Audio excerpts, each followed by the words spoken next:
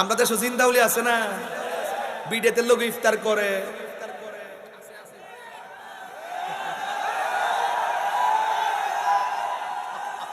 আমার শরম করে জিন্দাউলি।